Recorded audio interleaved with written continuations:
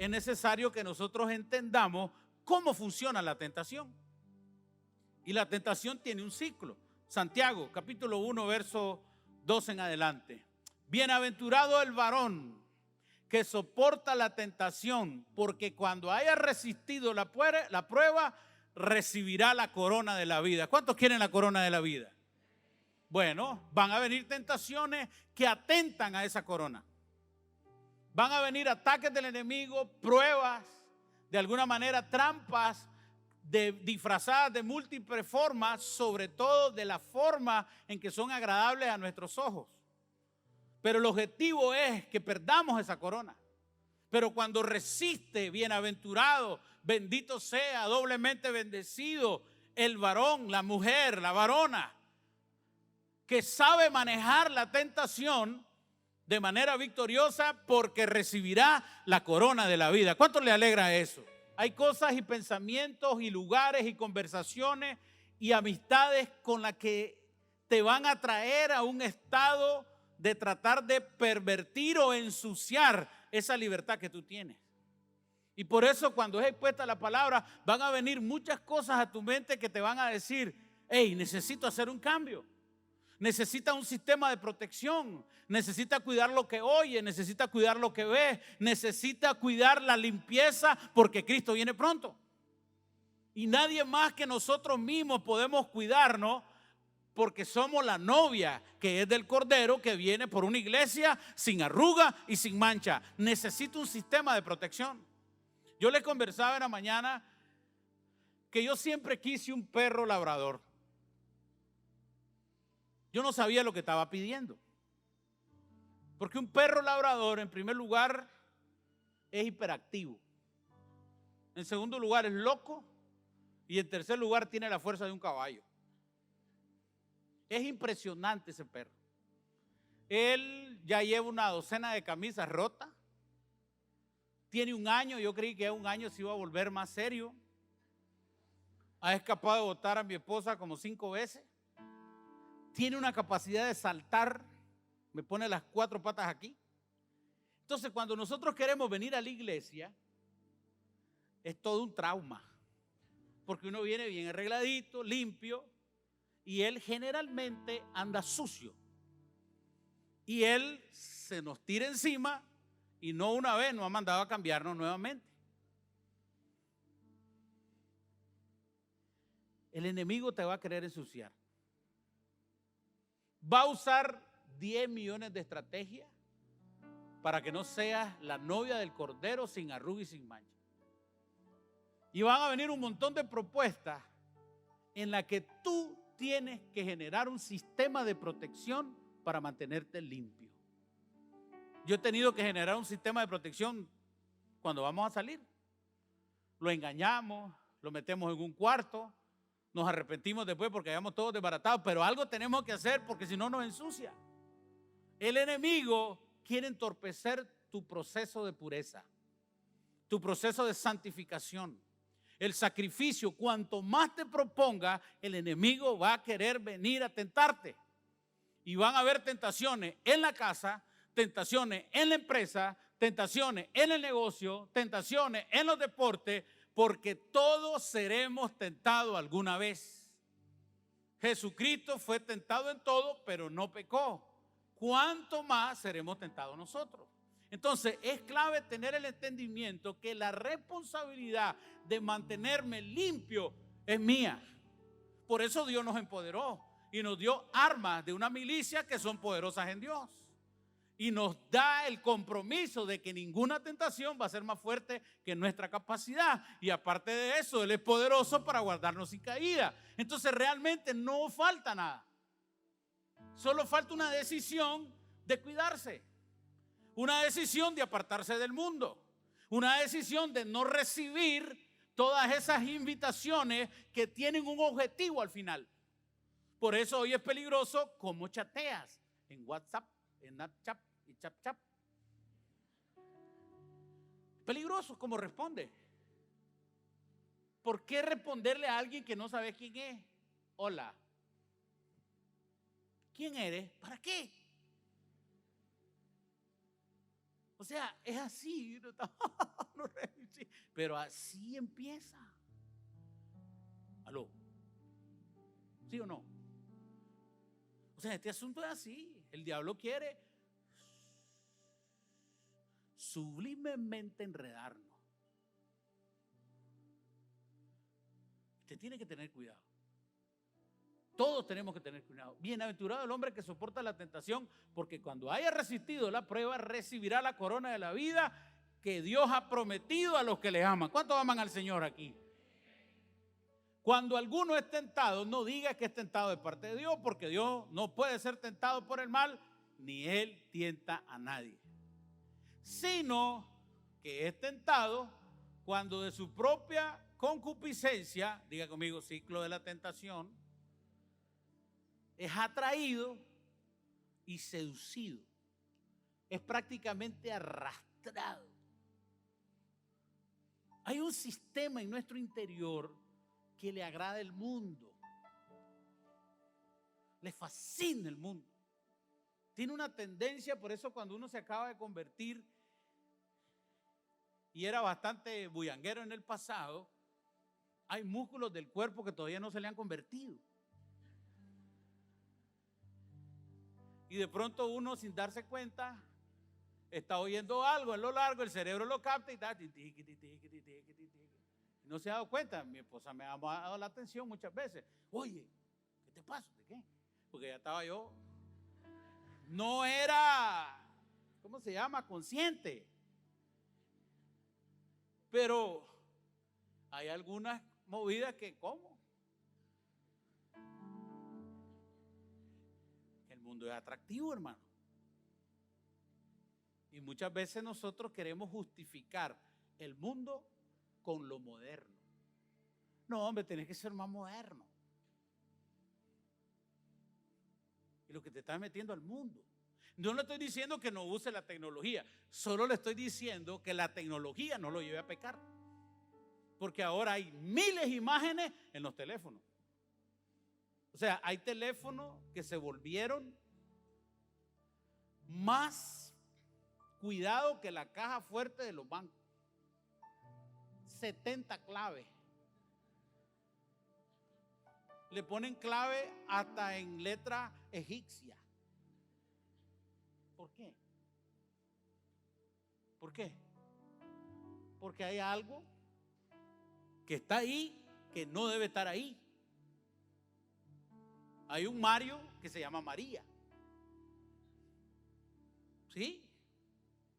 Hay el Benjamín el jardinero que realmente se llama Marixa,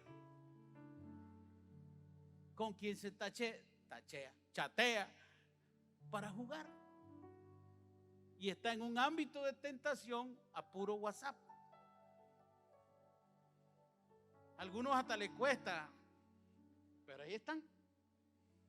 Y no saben que están jugando con algo que le puede arrebatar la corona de la vida. Y que Jesús viene pronto. Y que el Espíritu Santo está en todo lugar. Y Jesucristo en todo lugar. Y el Padre en todo lugar. Porque todo lo ven. Y uno se le olvida. Y está ahí jugando concupiscencia, dardo de Satanás. Y se vuelve todo un partido. Un equipo. Y no nos damos cuenta de lo que está pasando. Y nos estamos conectando con algo peligroso. Necesitamos hacer algo. Ser sobrios. Hay cosas con las que debo ser radical hoy, porque está en juego la corona de la vida. Hay relaciones que ya no se puede, definitivamente. Hoy tengo que tomar una decisión porque Cristo viene pronto. Y estos ámbitos de tentación no sirven para el desarrollo que Dios quiere llevarme a mí. Por eso es que el hombre sabio ve el pecado y se aparta. El hombre huye de las pasiones juveniles, no platica con ellas. Huye, toma su lugar.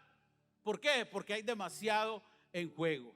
Por esa razón va a ser importante tener el entendimiento que podemos ser atraídos y seducidos desde nuestra propia concupiscencia. Entonces la concupiscencia, después que sea concebido, atraído, seducido y concebido, da luz al pecado. Y el pecado siendo consumado, da luz a la muerte. Entonces, primera de Juan, capítulo 2, verso 15 nos dice, no améis al mundo, dígalo conmigo, no améis al mundo, ni las cosas que están en el mundo. Si alguno ama al mundo, el amor del Padre no está en él.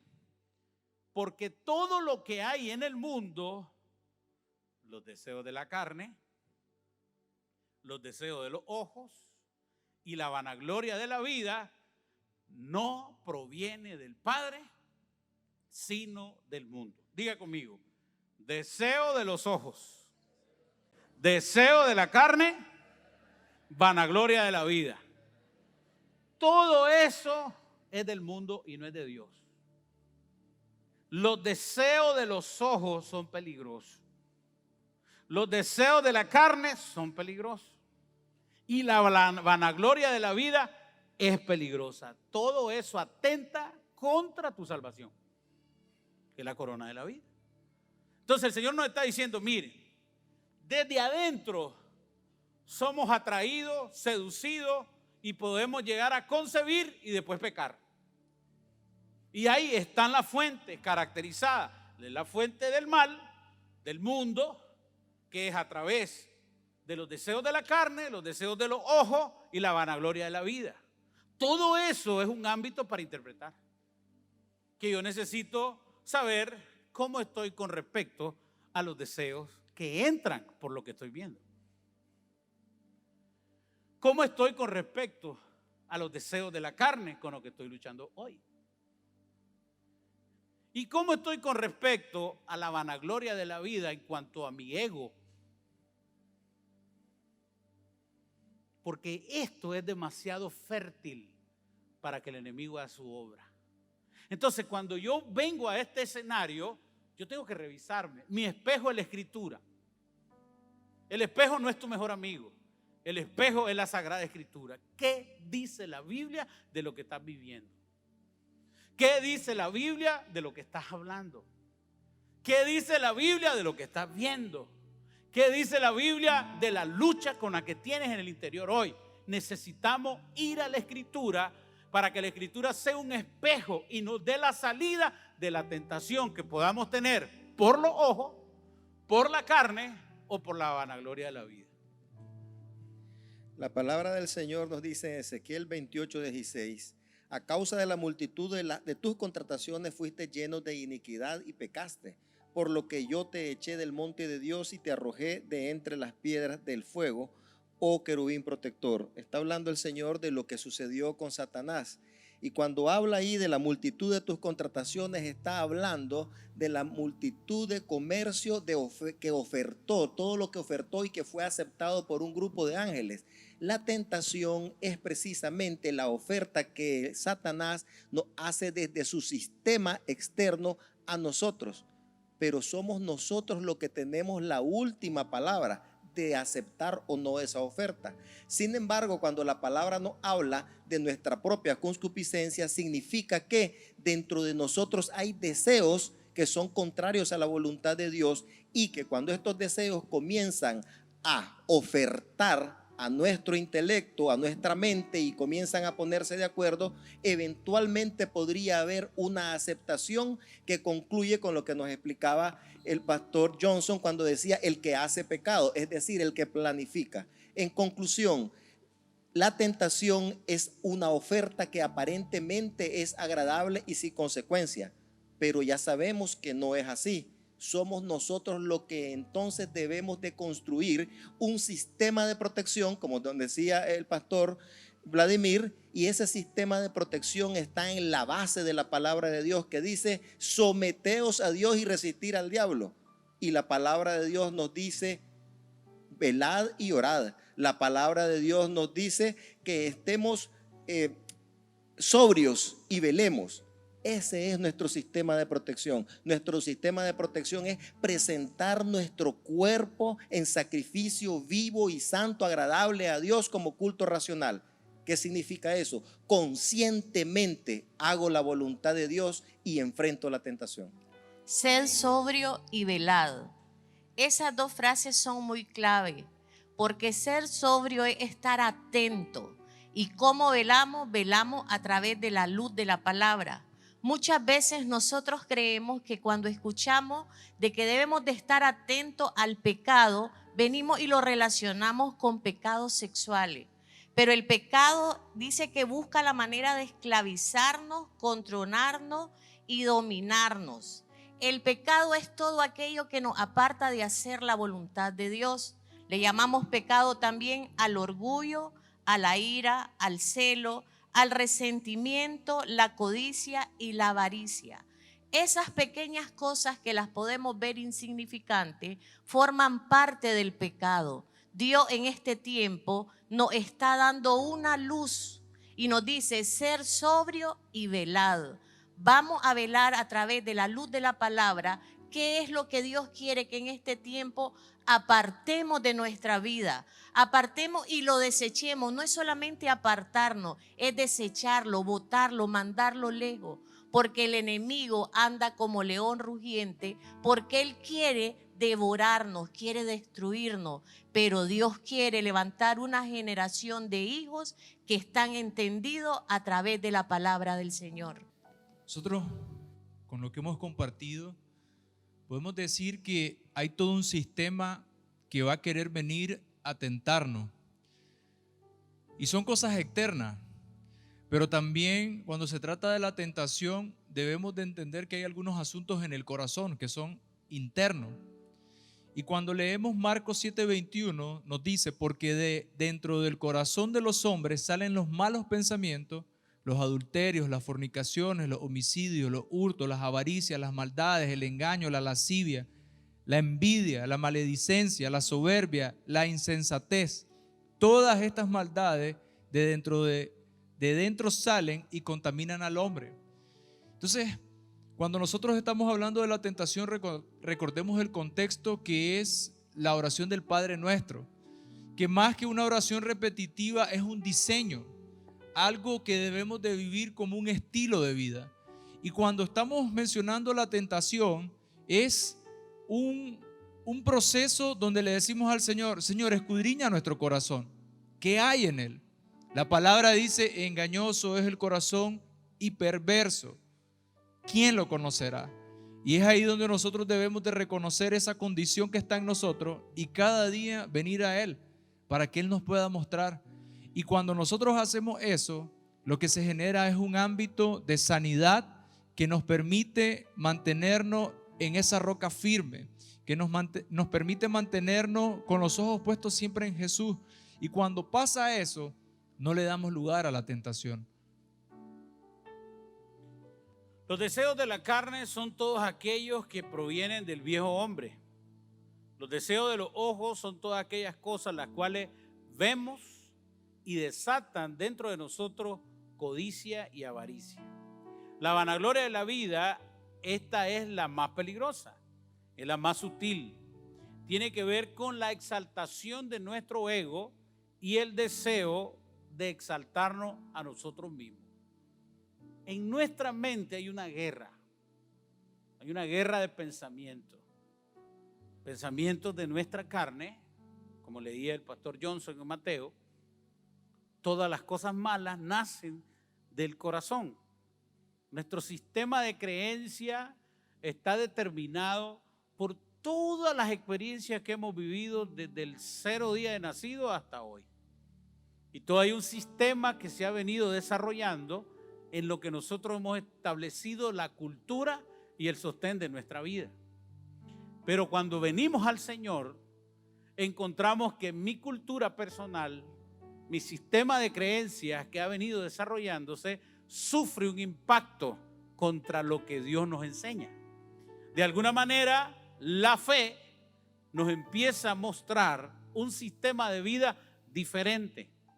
La vanagloria de la vida se va a sujetar siempre a lo que yo creía de manera personal. Y la palabra nos va a enseñar lo que el Señor piensa. Entonces hay una guerra en nuestra mente de paradigmas, de pensamiento y de ideas. Y según es el corazón, es el hombre en su corazón, tal es él. Entonces, en nuestra mente hay un sinnúmero de pensamientos que el enemigo va a aprovechar para usarlo como tentación.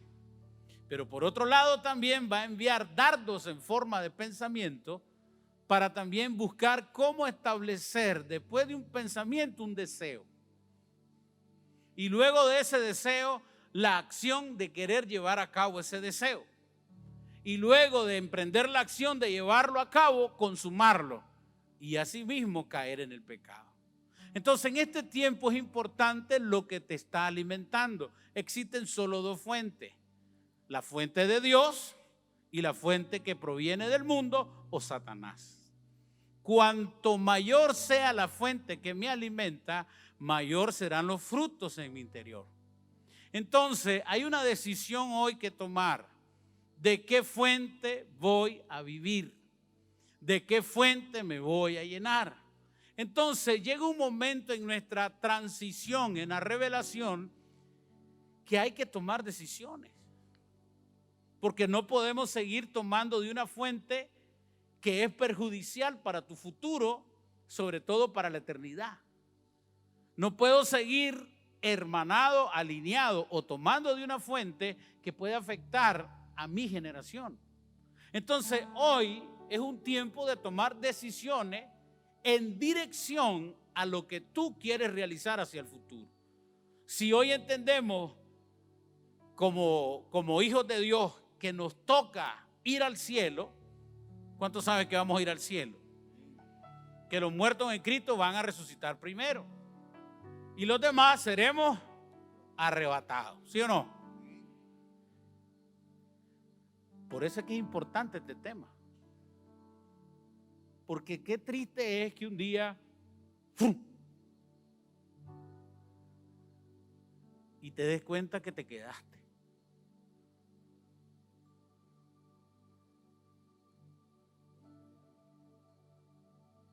¿A cuánto le daría temorcito? Es un poquito que sea.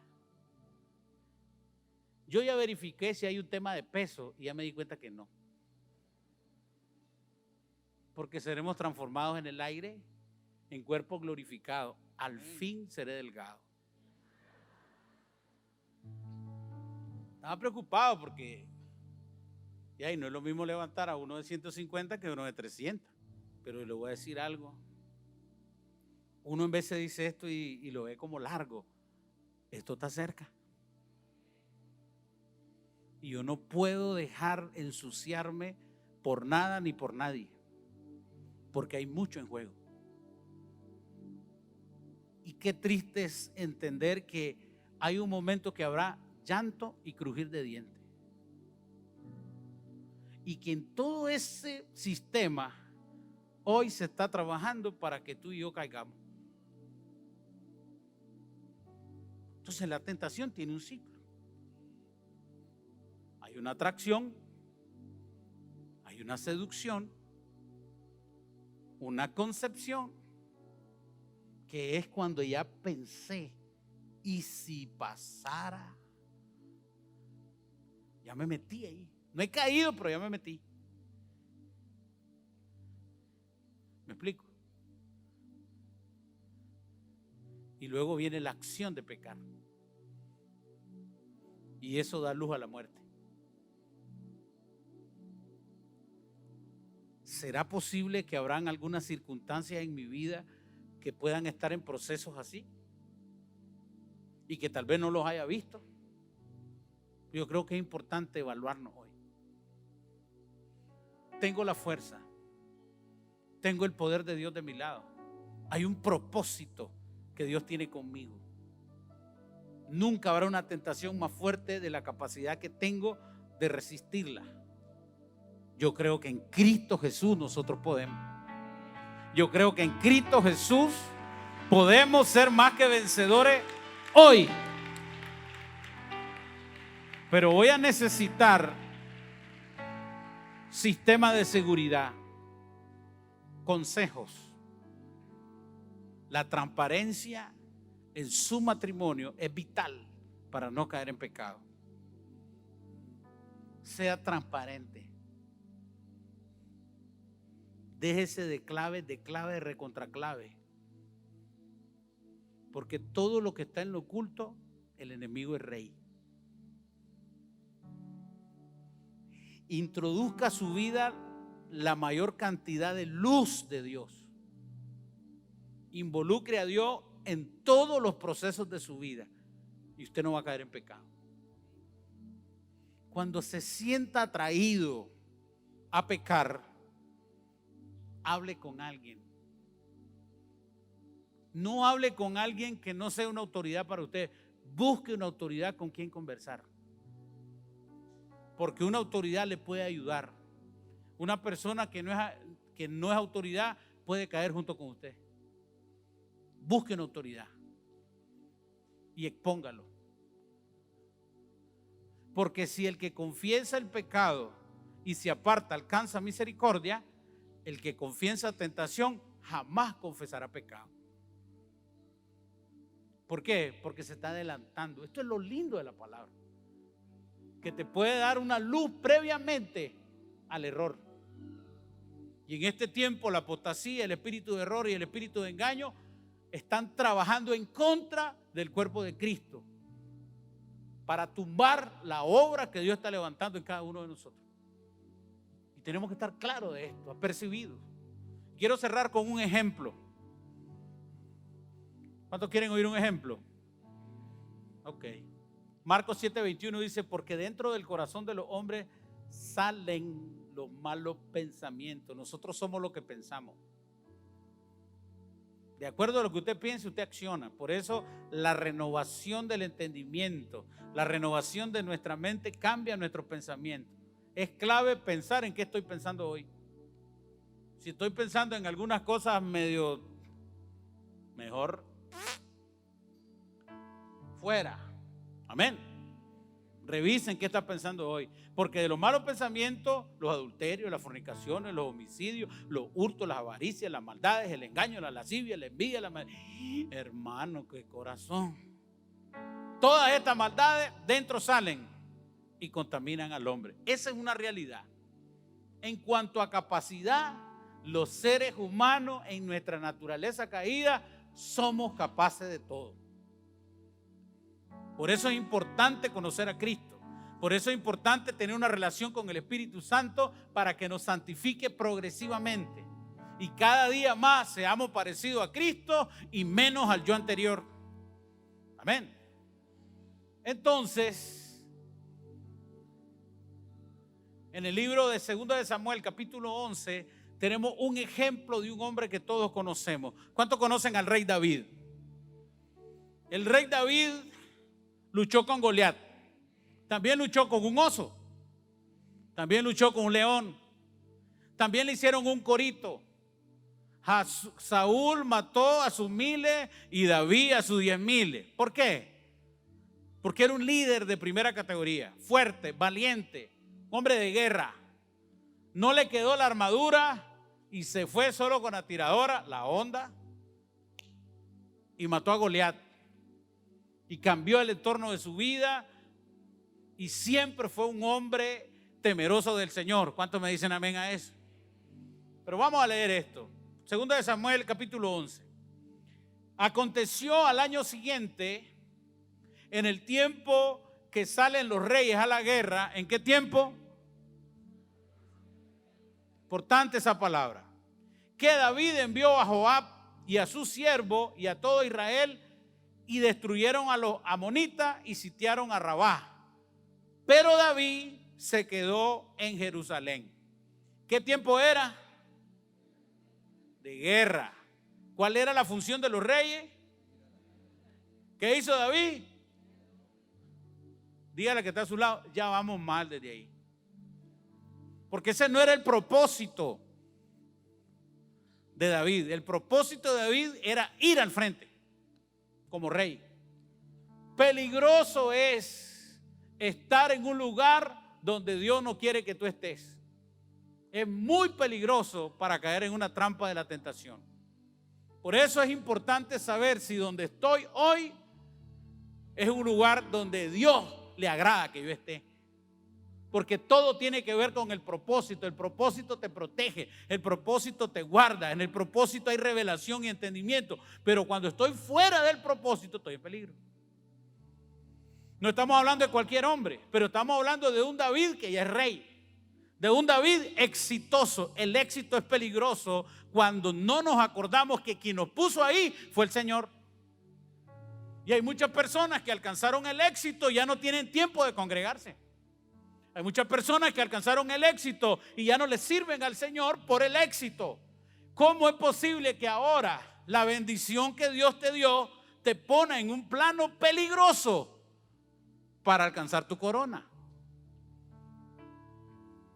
Interesante. David no estaba en el propósito, David estaba en un momento de éxito, está gobernando. Es más, ya sus equipos ganan sin él, porque ganaron. ¿Está conmigo?